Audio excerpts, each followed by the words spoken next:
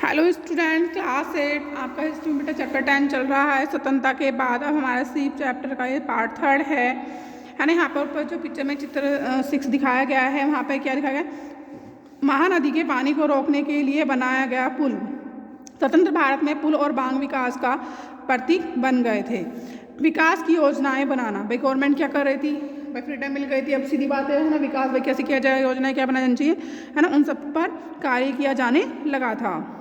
चित्र 7 में क्या दिखाया गया है, गांधी सागर बांध पर चल रहा काम।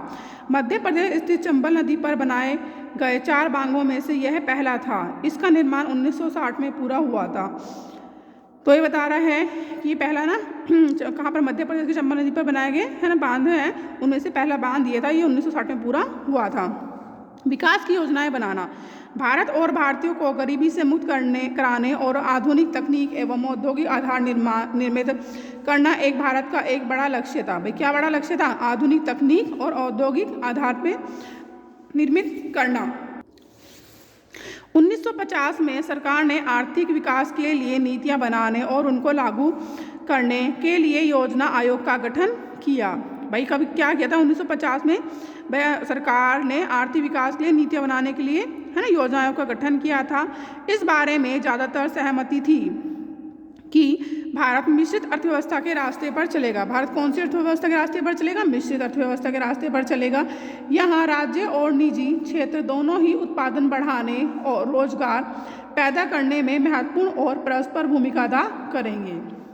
मिश्रित अर्थव्यवस्था है ना के रास्ते पर चलेगा और यहाँ राज्य और निजी क्षेत्र दोनों ही क्षेत्र क्या कार्य करेंगे, उत्पादन बढ़ाने और रोजगार पैदा है ना, उत्पादन बढ़ाने और रोजगार पैदा करने के महत्वपूर्ण भूमिका अदा करेगा। किस क्षेत्र की क्या भूमिका होगी, अर्थात कौन से उद्योग सरकार द्वारा और कौन से उद्योग बाजार द्वारा यानी निजी उद्योगपतियों द्वारा लगाए जाएंगे। विभिन्न क्षेत्रों और राज्यों के बीच किस तरह का संतुलन बनाया जाएगा, इन सबको परिभाषित करना योजना आयोग का काम था। 1956 में दूसरी पंचवर्षीय योजना तैयार की गई। इस योजना में इस्पात जैसे भारी उद्योगों और विशाल बांध परियोजना आदि का सबसे ज़्यादा जोर दिया गया। ये काम सरकारी नियंत्रण के अंतर्गत रखे गए। भाई काम किसके अंतर्गत रखे गए, सरकार के है ना के नियंत्रण के अंदर रखे गए। भारी उद्योग पर यह जोर और अर्थव्यवस्था की राज्य नियंत्रण की कोशिश अगले कुछ दशकों तक आर्थिक नीति को प्रभावित करती रही। इस पद्धति के बहुत सारे समर्थक थे तो कुछ मुखर विरोधी थे। भाई कुछ लोगों ने तो इस पद्धति को भाई सपोर्ट किया, समर्थन किया, और कुछ ने क्या किया, इसका विरोध किया। कुछ लोगों को लगता था कि इस प्रणाली में खेती पर पर्याप्त जोर नहीं दिया जा रहा है। भाई कुछ लोगों का मानना था कि भाई खेती पर है ना ज़्यादा ध्यान नहीं दिया जा रहा है।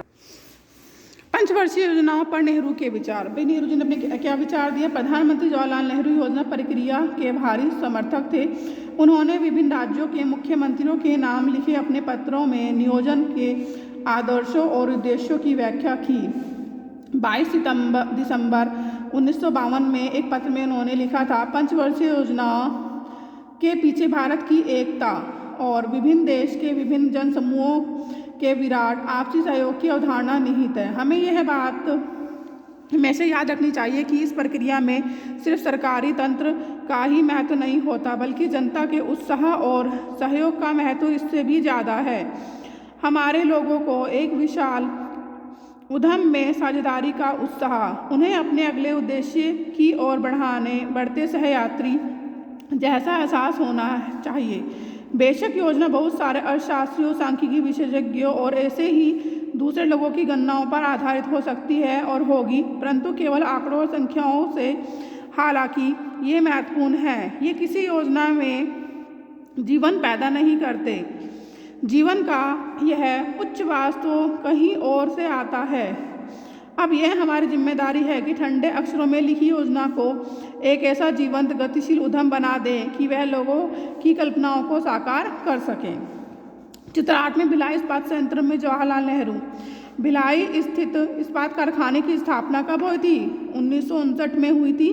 तत्कालीन सोवियत संघ की सहायता से की गई थी। छत्तीसगढ़ के पिछड़े ग्रामीण इलाकों में स्थित यह कारखाना आधुनिक भारत के विकास का एक महत्वपूर्ण प्रतीक बन गया था।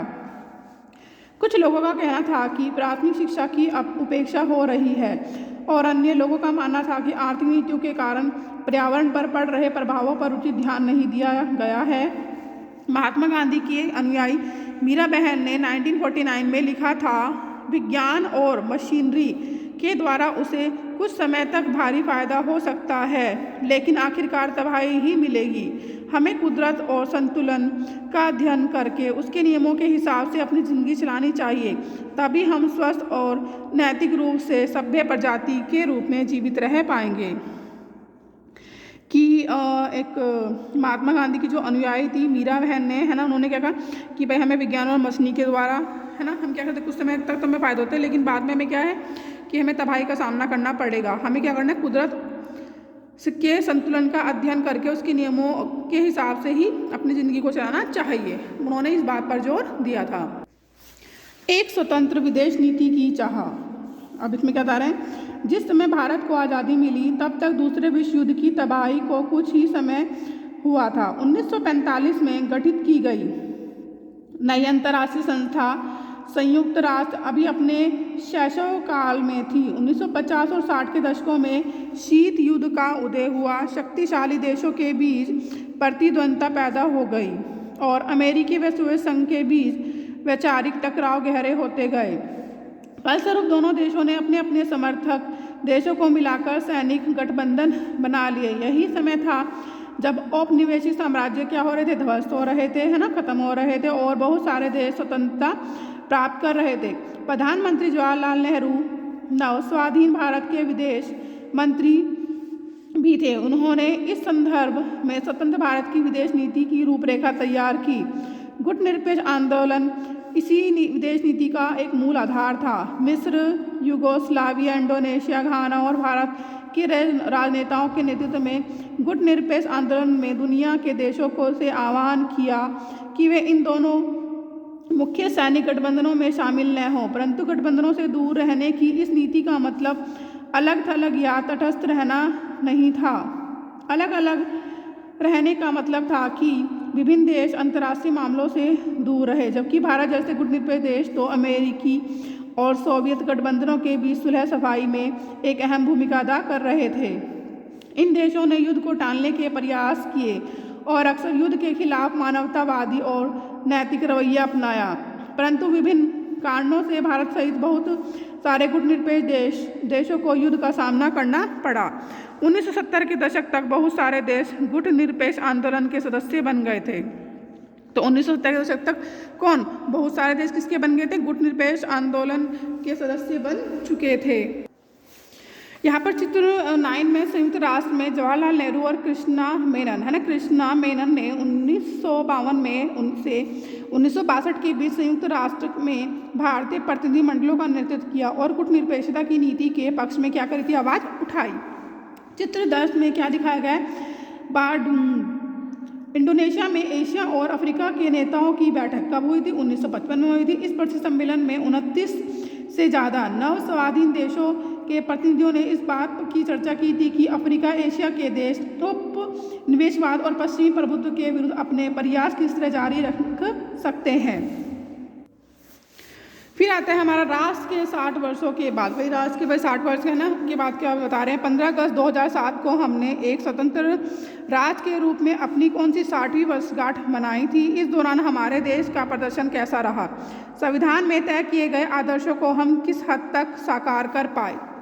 भारत अभी भी एक है, एक लोकतांत्रिक राह पर चल रहा है, यह गर्व करने लायक उपलब्धि है। बहुत सारे विदेशी प्रेक्षकों का मानना है कि भारत एक देश के रूप में ज़्यादा समय तक टिक नहीं पाएगा।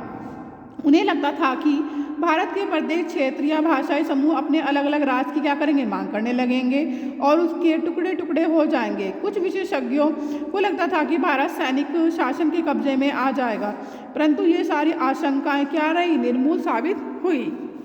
आज़ादी के अब तक 13 आम चुनाव हो चुके हैं और राज्यों एवं स्थानीय निकायों के लिए सैकड़ों चुनाव हो चुके हैं। हमारे यहाँ स्वतंत्र प्रेस है और एक स्वतंत्र न्यायपालिका है। हमारे यहाँ पर क्या है, एक तो भाई जो हमारी प्रेस वगैरह है ये कैसी है, स्वतंत्र है, हमारी न्यायपालिका भी स्वतंत्र है। इसके अलावा यहाँ के लोगों की भाषाई विविधता या धार्मिक विविधता भी एक राष्ट्रीय एकता की राह में रुकावट नहीं बन पाई है, परंतु दूसरी ओर हम यह भी सच है कि आज भी हमारे देश में गहरे मतभेद बने हुए हैं। संवैधानिक गारंटियों के बावजूद अछूत समुदाय या जिन्हें अब दलित कहा जाता है आज भी हिंसा और भेदभाव से जूझ रहे हैं। ग्रामीण भारत के बहुत सारे भागों में अभी भी वे साझा जल स्रोतों, मंदिरों, मैदानों और अन्य सार्वजनिक स्थानों का इस्तेमाल नहीं कर सकते हैं। संविधान में दिए गए धर्मनिरपेक्षता आदर्शों के बावजूद बहुत सारे राज्यों में विभिन्न धार्मिक समूहों के बीच कई बार टकराव हो चुके हैं और सबसे परेशानी की बात यह है कि इस बीच अमीर और गरीब का फैसला लगातार क्या हो रहा है, बढ़ता गया है। भारत के कुछ भागों में और कुछ समूहों को आर्थिक विकास के भारी फायदा हुआ है। वे आलीशान घरों में रहते हैं, महंगे रेस्टोरेंट में खाना खाते हैं और अपने बच्चों को महंगे स्कूलों में, प्राइवेट स्कूलों में भेजते हैं।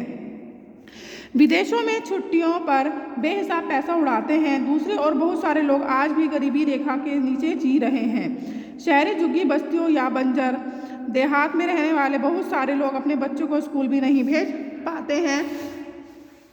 हमारा संविधान कानून की नज़र में सबको बराबर मानता है, लेकिन असली ज़िंदगी में कुछ भारतीय औरों के मुकाबले ज़्यादा क्या हैं, बराबर हैं। स्वतंत्रता के समय तय की गई कसौटियों के हिसाब से देखें तो भारतीय गणतंत्र बहुत बड़ी सफलता का दावा नहीं कर सकता, लेकिन यह भी सच है कि वह विफल नहीं हुआ है। अब यहाँ पे एक पिक्चर दिखाई गई चित्र 11 में। बम्बई स्थित धारावी दुनिया की सबसे बड़ी झुग्गी बस्तियों में से एक है।